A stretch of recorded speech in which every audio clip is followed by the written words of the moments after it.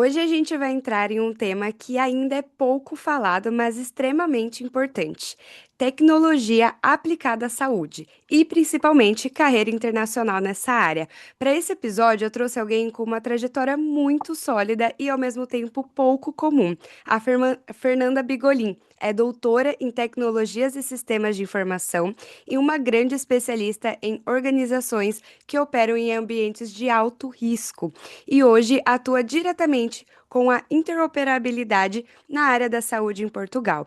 Ela trabalha com padrões super específicos que ela vai contar um pouquinho mais pra gente.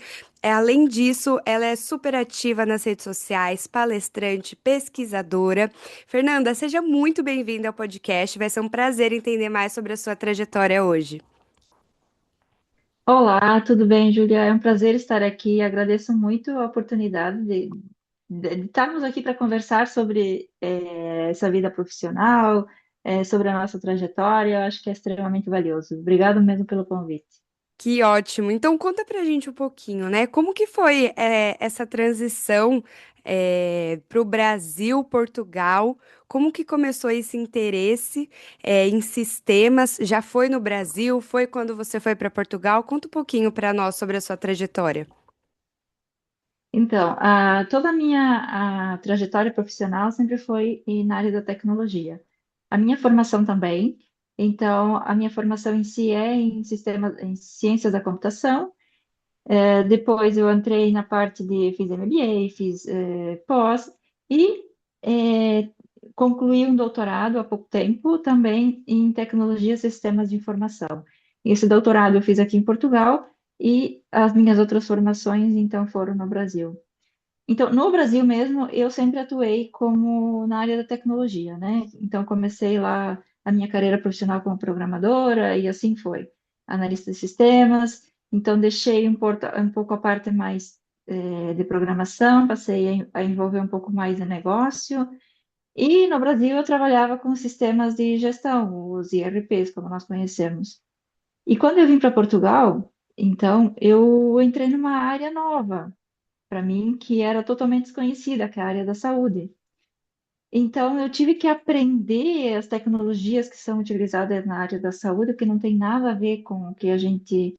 Até a gente utiliza muitas, claro, a parte da programação, linguagens, enfim, de programação na saúde, mas na saúde existe uma particularidade que são alguns estándares.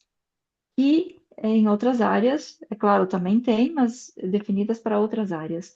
E na saúde nós temos que é conhecido majoritariamente são os estándares do HL7.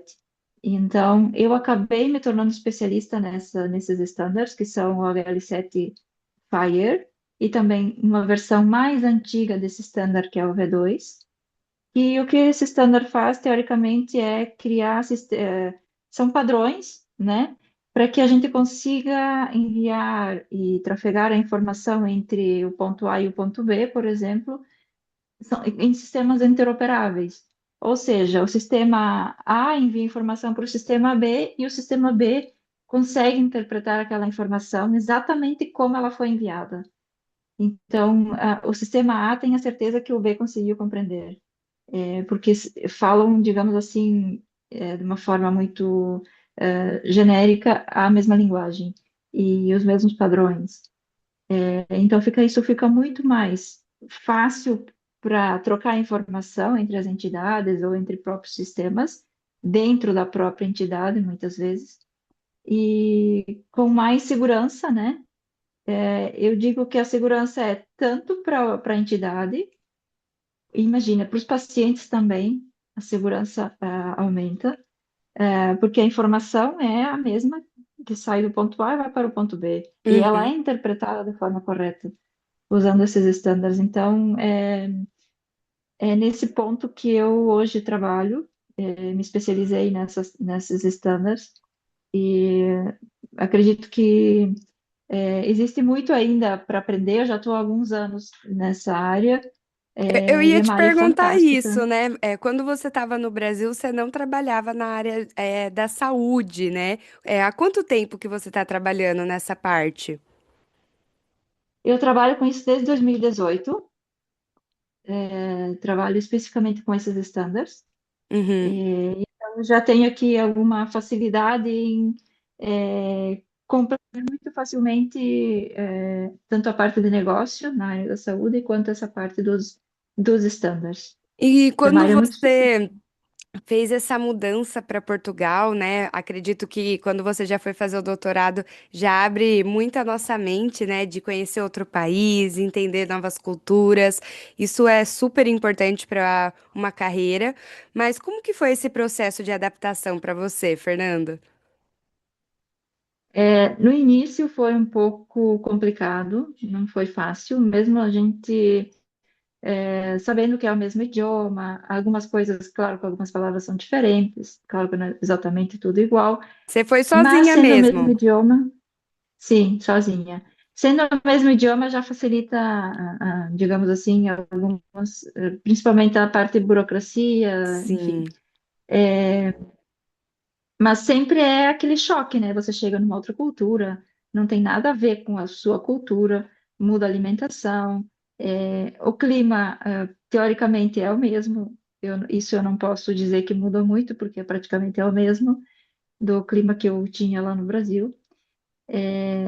Mas, enfim, a gente sente, né? Porque é uma mudança cultural. Então, a gente tem que se adaptar a essa cultura, né? Porque agora é nesse meio que a gente vive, é sim. nessa cultura. E até mesmo o mercado, né? Porque se você, por exemplo, for comparar a saúde, da parte de Portugal para o Brasil, já muda bastante, né? Então, adaptar também até a sua realidade. E o que que você acredita que foi essencial para conseguir construir essa carreira fora do Brasil? Olha, eu vou dizer que não foi fácil a gente ingressar nesse mercado, uma outra cultura, mas o esforço e a persistência foi o que me levou até onde eu estou hoje.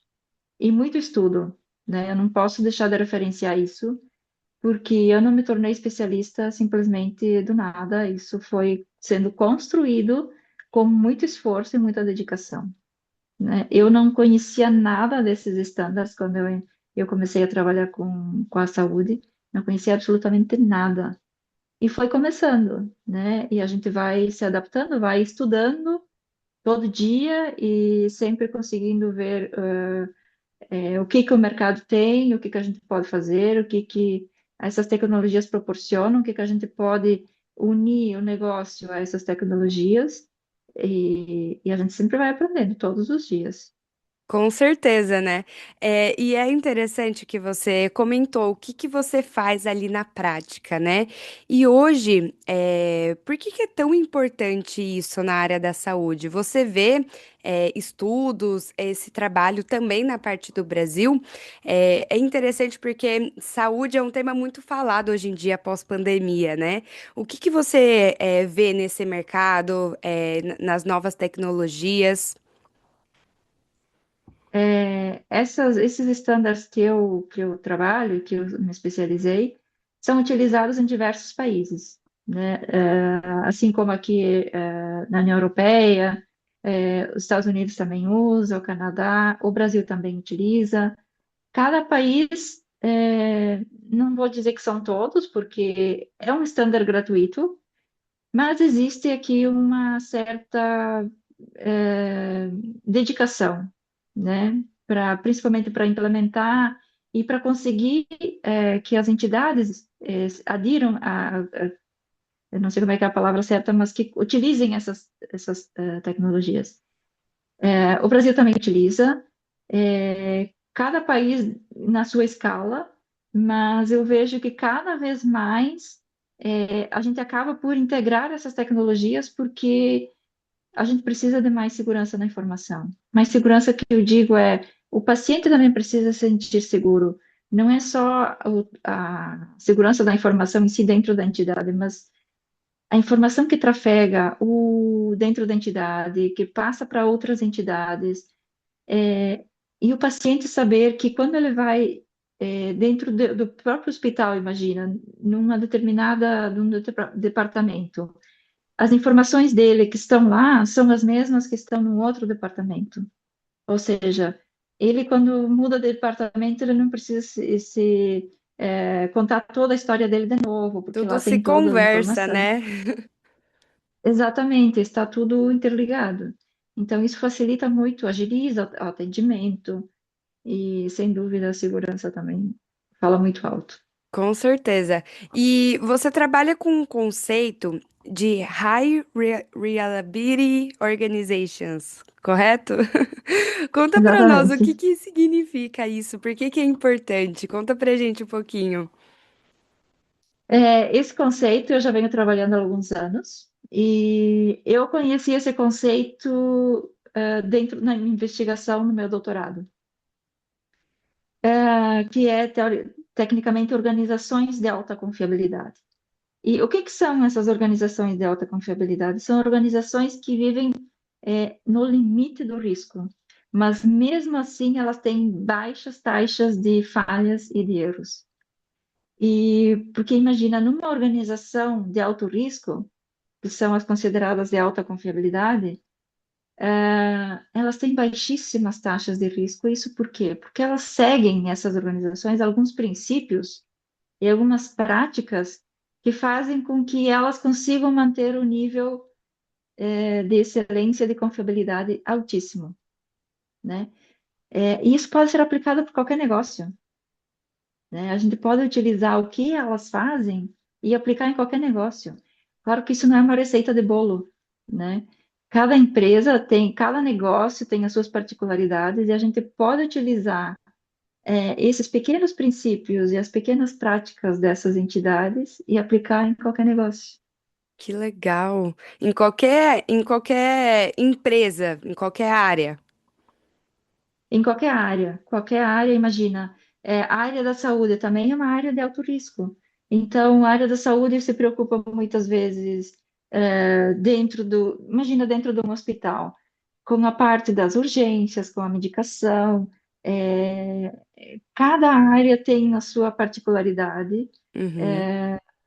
e evitar com que falhas aconteçam. E quando elas acontecem, que a entidade esteja preparada o suficiente para que o sistema não entre em colapso, digamos assim. Que a entidade consiga, ou os departamentos consiga se reorganizar e manter a operação em funcionamento. Nossa, super Então, interessante. o que a gente vê, por exemplo, na aviação, São quando coisas que a gente não acontece, imagina por trás, né? Tô aqui pensando. é, imagina na aviação, quando acontece qualquer mínimo, pequena falha ou um indício de alguma falha, se não for investigado, aquelas falhas, ou as pequenas falhas vão se acumulando. E isso pode, em determinados casos, gerar em catástrofes ou acabar em acidentes graves. Então, é isso que se olha, né? Mesmo as pequenas falhas precisam de atenção. E isso também reduz custos, né? Reduz o retrabalho. A gente sabe que quando as falhas depois acontecem, existe um custo associado para reparação, para retrabalho, e isso é evitado de forma precoce, não esperar que algo aconteça para agir. É prever, né, os riscos, é se preparar pelo pior, mais ou menos. Mas, Fernanda, você realmente trabalha com algo técnico desde do início da sua carreira? Você fez programação, começou ali numa área bem técnica para muitas pessoas. E como que foi ali chegar nessa posição onde você não lidera apenas programações, mas sim pessoas, né? Lida com pessoas. Você precisou aprender outros pilares de conteúdo, fazer outras formações? Como que foi para você? É, bom, como estive sempre envolvida na área técnica, ainda no Brasil comecei a me voltar um pouco para o negócio. E eu percebi que foi exatamente na área da investigação e dentro do meu doutorado que eu comecei a olhar mais para essa parte de pessoas e unir justamente tecnologia, as organizações e pessoas. né? E então nessa investigação eu tive que estudar muito a fundo como que essas coisas se interligam. Porque dentro das empresas, por exemplo, se não existem as pessoas, as coisas não acontecem. Então a gente precisa interligar as pessoas, a tecnologia dentro da entidade para que há uma sincronia dentro do trabalho, né? Então eu precisei também estudar muito nessa parte. E é claro, desde lá eu venho sempre me aperfeiçoando, sempre me desenvolvendo, é, estudando, fazendo cursos, é, enfim, a gente acaba entrando nesse meio e a gente acaba precisando de mais informação, de mais detalhes, ir mais a fundo. Por exemplo, eu há pouco tempo fiz uma formação de coaching porque eu precisava justamente entender como fazer melhores perguntas. É Isso é olhar muito para si importante. mesmo, né? Exatamente. Ou seja, as perguntas importantes são necessárias. Então, como é que eu consigo fazer melhores perguntas? Isso muda muito. Sim, e isso é um reconhecimento não é todos os profissionais que fazem, de se desenvolver, né, cada vez mais, não parar de estudar, não parar de ter conhecimento. Eu adoro isso, eu realmente vejo que quem acaba estudando, acaba tendo mais conhecimento e não vai parando, tem uma mente brilhante, né?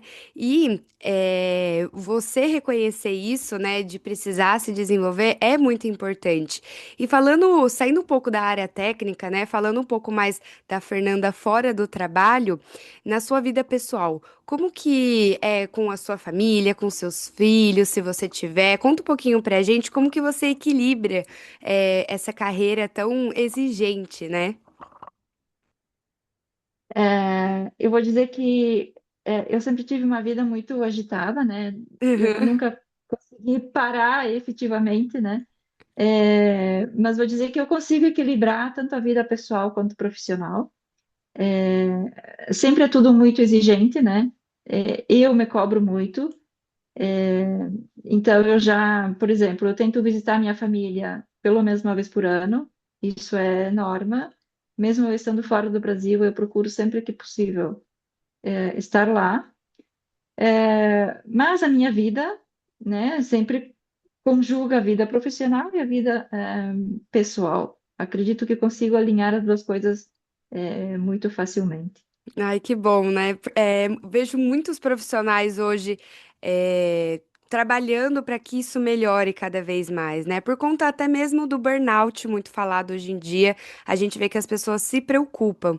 E uma outra situação que me veio como a nossa pauta foi que hoje em dia, na área da tecnologia, está tendo mais mulheres mesmo, né? Porque ainda é um ambiente predominantemente ali masculino, principalmente na América do Sul. Como que é o mercado ali da Europa, que você tá no pezinho ali de Portugal? O que que você sente dentro desse mercado como sendo mulher? Eu sempre, no caso, dentro da minha formação no Brasil, eu sempre percebi que existia era um mercado muito mais masculino do que feminino. E quando eu cheguei aqui, eu vi que também não era muito diferente isso. E eu percebi que agora eu acho que o feminino está mais presente na tecnologia. Legal. Já esteve menos, eu acho que agora já está se encaminhando, tendo mais mulheres nessa área, do que já era no passado. Mas ainda assim estamos, acredito que, em número bem inferior. Com certeza. E você sente que você é prejudicada de alguma forma nessa área ou não ocorreu nenhum caso para você? Olha, diretamente para mim, não tenho percebido, né, de ser Uhum. prejudicada por ser mulher. Não tem, isso não tem me afetado. Mas sim, a gente sabe que existe esse Claro. lado, né, que muitas pessoas muitas mulheres Desrespeitadas, né? são, exato, exatamente. Perfeito. E Fernanda, quando eu estava procurando mais sobre você através do seu LinkedIn, eu vi que você compartilha bastante conteúdo, né? Quando que você decidiu ali se posicionar? Como que foi esse início das redes sociais para você? Conta um pouquinho pra gente. Bom, eu comecei logo a seguir a pandemia e eu percebi que, quando é que eu comecei? Por que que eu comecei?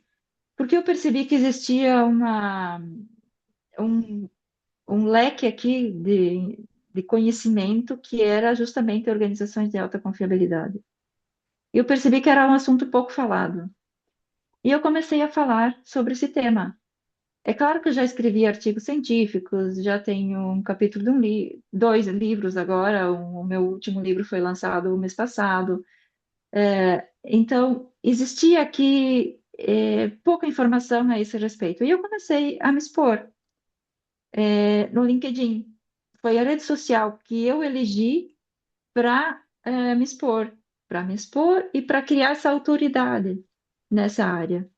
E então eu comecei lá aos poucos, né? E comecei a criar uma comunidade dentro do LinkedIn, que foi assim, está sendo fantástico para mim. Eu acho que ali existem pessoas maravilhosas, que a gente acha que é uma rede social muito profissional, mas não, a gente troca muita informação ali, muita coisa acontece no LinkedIn.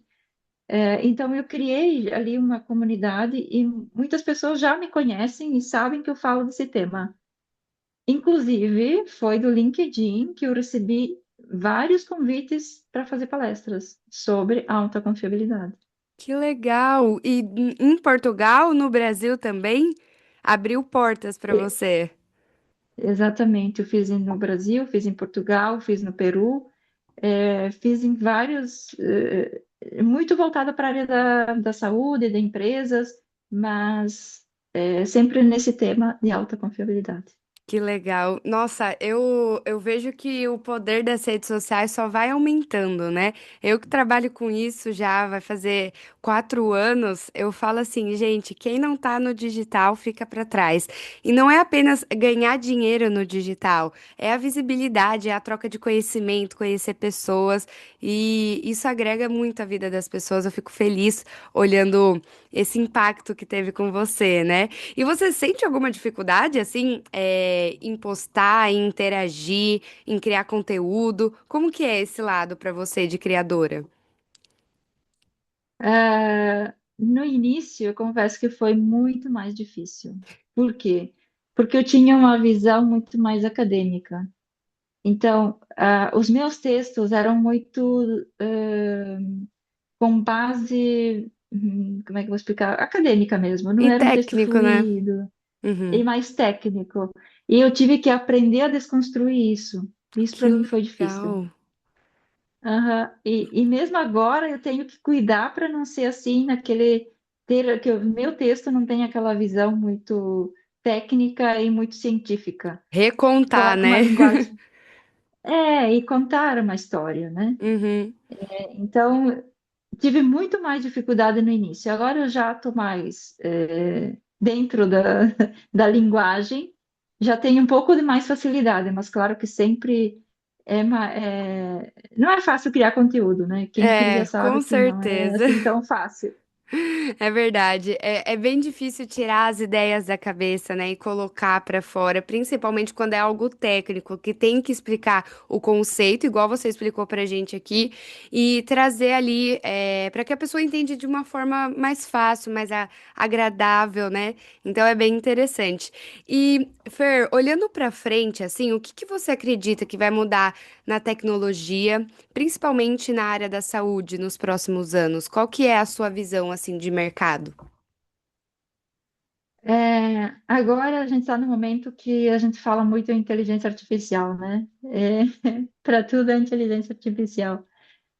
Eu acho que a inteligência artificial vem ajudar, já está ajudando, mas eu acho que a gente tem que ter cuidado com a inteligência artificial, não até eu vi uma pesquisa que, por exemplo, mais de 50% das IAs dos Estados Unidos na área da saúde não foram testadas, foram para, né, não foram testadas com dados que simulassem dados reais.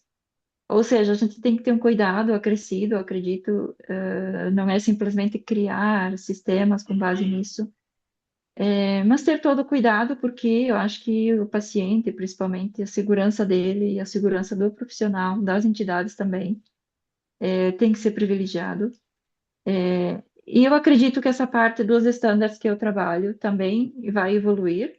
A gente precisa que isso traga mais visibilidade para que o paciente se sinta confiável quando entra numa entidade, que a própria entidade possa passar essa confiança para os seus pacientes. Então, eu acho que a gente tem uma grande evolução pela frente, tanto com a inteligência artificial quanto com os estándares. Eu acho que isso vai evoluir muito. Que legal. O mundo está muito avançado, né? Cada vez mais a gente vê novas IAs, novas tecnologias. É muita inovação realmente. E eu vejo que muitas pessoas acabam é, focando, né, numa inteligência artificial específica para a área da tecnologia, para a área da saúde, né? Ou para a área da alimentação, para a área do esporte. E hoje em dia tem várias ramificações. E se você pudesse dar um conselho para quem está querendo construir uma carreira internacional ali em tecnologia, na área da saúde, o que que você aconselha aquele jovem, que está ansioso ali pela vida? Olha, eu acho que primeiro é muito estudo, né?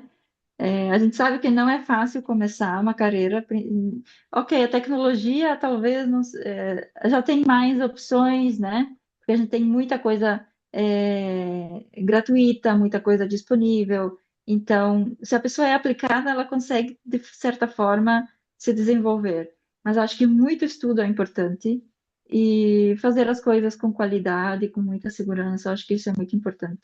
Que Mas legal. muito estudo, eu acho que isso é importante. Com certeza. Hoje se fala muito das soft skills, né, que a gente precisa ter para aplicar para uma vaga, mas além de tudo, o básico bem feito já resolve muita coisa hoje em dia, né, Fernanda? Ah, É, sem dúvida. A gente vê muita coisa que falta o básico, né? Que o básico não foi feito. a simples comunicação ali, realmente o básico precisa ser feito, principalmente. E olhando hoje, Fernanda, para a gente ir finalizando, o que que você acredita, você ser uma referência na sua área? O que que te faz uma referência? Porque hoje eu falo muito que você não precisa ter milhões de seguidores para fazer a diferença na vida das pessoas, né? Às vezes é na sua família, na área que você trabalha, no país onde você trabalha, na sua comunidade. E hoje, o que que te torna referência na sua área, Fernanda? Olha, eu acredito que, como tu disse, não, a gente não precisa de milhares de seguidores, né, para ter essa autoridade. Se for ver a minha rede social que eu escolhi para trabalhar, o LinkedIn, eu não tenho lá milhões de seguidores, e mesmo assim eu consegui construir uma autoridade, uma comunidade que me conhece pelo meu tema, e então eu acho que é a nossa dedicação, é não desistir. Não desistir, a persistência faz com que a gente consiga evoluir e não desistir. Com certeza. Manter essa persistência. É, nossa, persistência é uma palavra muito forte ali, né? É realmente persistir até dar certo. Você tem que atingir o gol ali. E eu fico muito feliz com a sua participação com o podcast, Fernanda. Foi realmente muito claro a forma como você trouxe um tema complexo, né, que você trabalha, de uma forma muito clara para nós entendermos a sua área. E dá para perceber que por trás de tanta tecnologia existem decisões, né, responsabilidades que você precisa tomar ali, atitudes, principalmente com pessoas, né? Hoje em dia. Então, muito obrigada por compartilhar essa sua trajetória, essa visão com a gente. Obrigada, foi um prazer. E eu acho que eu consegui expor um pouco da minha realidade, da minha situação profissional, como é que as coisas funcionam nessa área. E eu agradeço muito pela oportunidade de estar aqui para falar sobre esse tema. Muito obrigada. E para quem está nos ouvindo, segue a Fernanda Bigolin lá no LinkedIn. Realmente tem conteúdos muito ricos. Entenda lá como que ela fez para começar no digital também, no LinkedIn. Nunca pode se limitar a começar coisas novas, né? Então, para quem está ouvindo, curte, comenta, segue o Pode Virar Referência. E esse foi mais um episódio. Muito obrigada.